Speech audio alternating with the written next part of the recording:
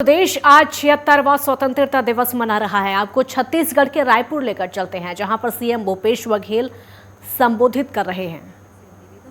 कि कृपया राज्य की जनता के नाम संदेश वाचन करें। भारत की आजादी की 75वीं वर्षगांठ के पावन अवसर पर आप सभी छत्तीसगढ़ वासियों को हार्दिक बधाई और शुभकामनाएं।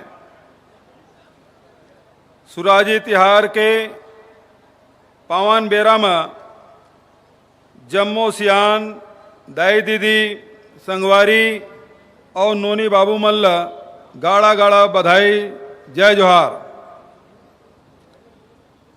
आज़ाद भारत के अमृत महोत्सव के मायने और मूल्यों को समझने के लिए हमें 2 शताब्दियों की गुलामी को याद करना होगा। हमारे पुरखों ने अपनी जान दांव पर लगाकर फिरंगी सरकार के खिलाफ बगावत का झंडा बुलंद किया था। उनका त्याग और बलिदान देश की भावी पीढ़ियों का जीवन खुशहाल बनाने के लिए था। हमारा कर्तव्य है कि उनके सपनों को साकार करें और उनके स्मृतियों को चिरस्थायी बनाएं।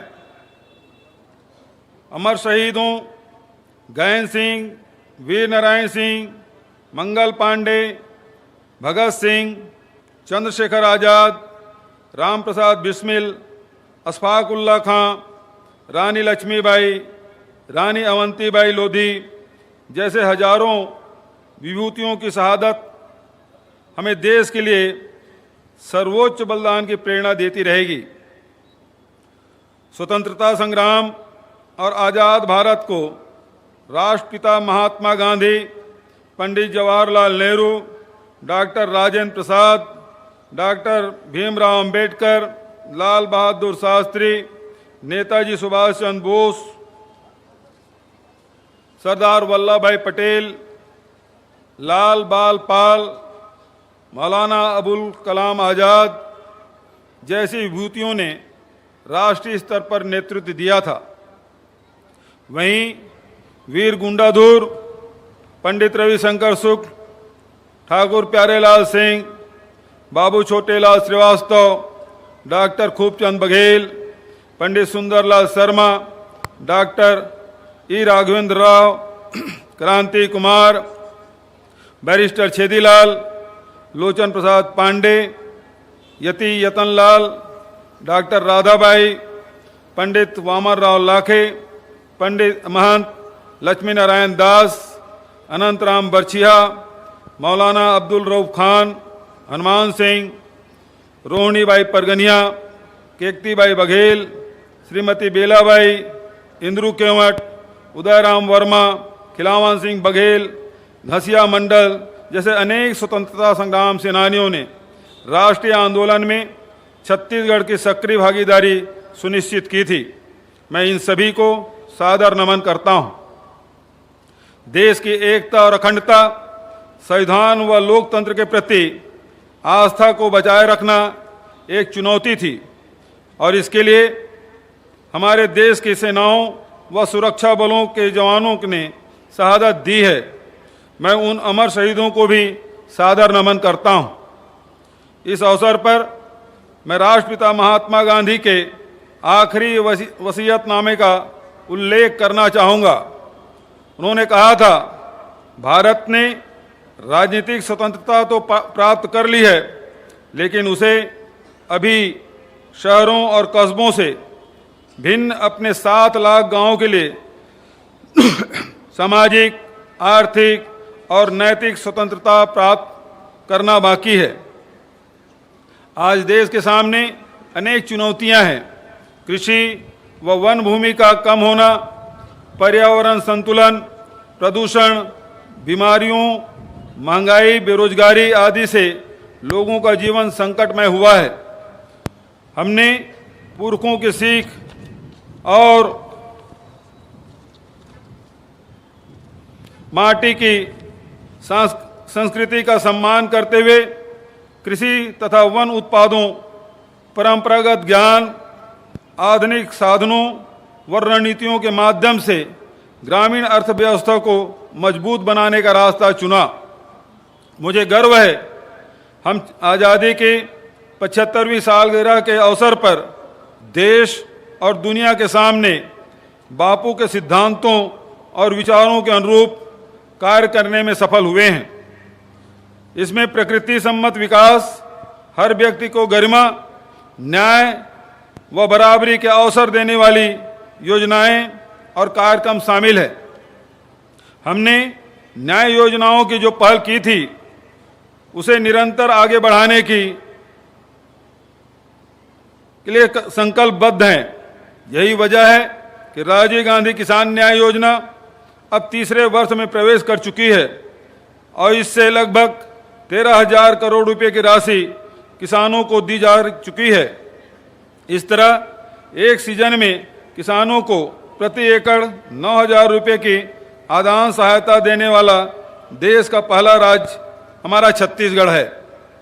गोधन न्याय योजना भी तीसरे वर्ष में प्रवेश कर चुकी है। इसके अंतर्गत अब तक गोबर विक्रेताओं, गौठान समितियों व स्व सहायता समूहों को 312 करोड़ रुपए दिए जा चुके हैं। देश में रासायनिक खाद की कमी और मूल्य वृद्धि के परिदृश्य में हमारे गौठान में निर्मित जैविक खाद अब एक बेहतर विकल्प बन रही है।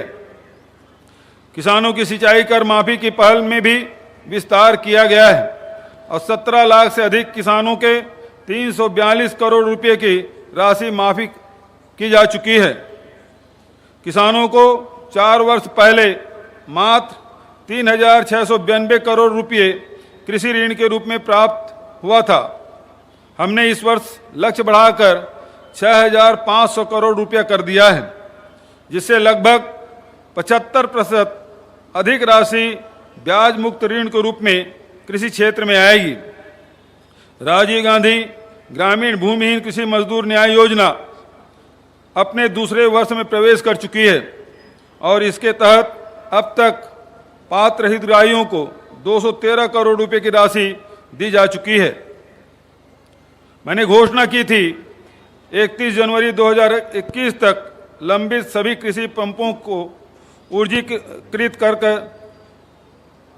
कार्य शीघ्र पूरा कर दिया जाएगा और मुझे कहते हुए खुशी है कि हमने 35,151 कृषि पंपों को ऊर्जीकृत करते हुए एक नया कीर्तिमान बना लिया है। अब 20,550 नए पंप कनेक्शनों का कार्य 31 मार्च 2023 तक पूरा करने का लक्ष्य है। हमने खेती को लाभ का जरिया बनाने का वादा भी निभाया है। लगातार बढ़ते हुए इस वर्ष धान खरीदी 98 लाख मीट्रिक टन के सर्वोच्च शिखर पर पहुंची है, जो 4 वर्ष पूर्व मात्र 57 लाख मीट्रिक टन थी। धान बेचने वाले किसानों की संख्या भी अब बढ़कर 21,77,000 से अधिक हो गई है, जो पहले मात्र 12,06,000 थी। इस तरह हमारे प्रयासों से धान बेचने वाले किसानों की संख्या 9,71,000 बढ़ी है। प्रदेश में धान के अलावा अन्य अनाजों का उत्पादन बढ़ाने के लिए भी अनेक उपाय किए गए हैं, जिसके कारण अनाज उत्पादन के क्षेत्र में छत्तीसगढ़ न सिर्फ स्वावलंबी हुआ है, बल्कि प्रदेश में कुल आवश्यकता का 270% अधिक अनाज उत्पादन हुआ है। फसल विविधीकरण की गति बढ़ाने के लिए टी कॉफी बोर्ड का गठन किया गया है। दलहन तिलहन का उत्पादन बढ़ाने के लिए हमने बहुत से कदम उठाए हैं। इस वर्ष से दलहन फसलों की खरीदी भी समर्थन मूल्य पर की जाएगी। खरीफ 2021 में धान के बदले 17,539 एकड़ क्षेत्र में दलहन तिलहन एवं 240 एकड़ में वृक्षारोपण किया गया है। रबी 2021-22 में ग्रीष्मकालीन धान का रकबा 95,000 हेक्टेयर कम करते हुए 42,000 हेक्टेयर क्षेत्र में मक्का एवं शेष रकबे में दलहन तिलहन साग सब्जी की फसलें लगाई गई है। खरीफ 2022 में धान के 5 लाख हेक्टेयर क्षेत्र को दलहन तिलहन एवं अन्य उद्यान की फसलों से प्रतिस्थापित करने का लक्ष्य रखा गया है। प्रदेश में लघु धान्य फसलों को प्रोत्साहित करने के लिए छत्तीसगढ़ मिलेट मिशन का गठन किया गया है। कोदो कुटकी रागी का न्यूनतम समर्थन मूल्य घोषित कर इसकी खरीदी करने वाला देश का पहला राज्य छत्तीसगढ़ है। सुराजी गांव योजना अत्यंत महत्वाकांक्षी पहल है, जिससे छत्तीसगढ़ को स्वावलंबी ग्रामीण अर्थव्यवस्था वाला राज्य बनाने, भूजल संरक्षण व रिचार्जिंग को बढ़ाने और कृषि भूमि को जहरीले रसायनों से मुक्त दिलाते हुए जैविक खेती में मदद मिल रही है। नरवा योजना से विभिन्न नालों में 99 लाख से अधिक संरचनाओं का निर्माण किया गया है, जिससे उपचारित क्षेत्र में भूजल स्तर में 30% तक की वृद्धि हुई है। वहीं नालों में पानी की उपलब्धता भी 2 माह से अधिक रहने लगी है। गरवा योजना में पहले हमने गौठानों के विकास पर जोर दिया। अब तक 8,408 गौठानों को विकसित किया जा चुका है, जो रोका छेका अभियान के साथ आर्थिक सांस्कृतिक गतिविधियों के केंद्र बने हैं। गोबर से बिजली बनाने के लिए भी भाभा एटॉमिक रिसर्च सेंटर के साथ प्रौद्योगिकी साझा करने हेतु MOU किया गया है। गोबर से ऑयल पेंट तथा अन्य उत्पाद बनाने की दिशा में भी बहुआयामी पहल की जा चुकी है। गौठानों को आजीविका केंद्र के रूप में विकसित करने हेतु हम ग्रामीण आजीविका पार्क अर्थात रूरल इंडस्ट्रियल पार्क प्रारंभ करने जा रहे हैं। रायपुर से सीएम भूपेश बघेल का संबोधन आप सुन रहे थे। एक ब्रेक के लिए यहाँ पर रुकेंगे, जल्द लौटेंगे।